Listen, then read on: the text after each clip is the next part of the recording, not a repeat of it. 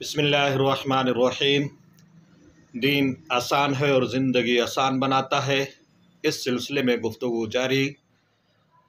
नेकी क्या है और बुराई क्या है, क्योंकि हम सब साहिब शाऊर हैं और ये जानते हैं कि नेकी जन्नत में ले जाती है और बुराई जो है वो जहन्नम में ले जाती है। और हमने जन्नत में जाना है और जहन्नम से अपने आप को बचाना है।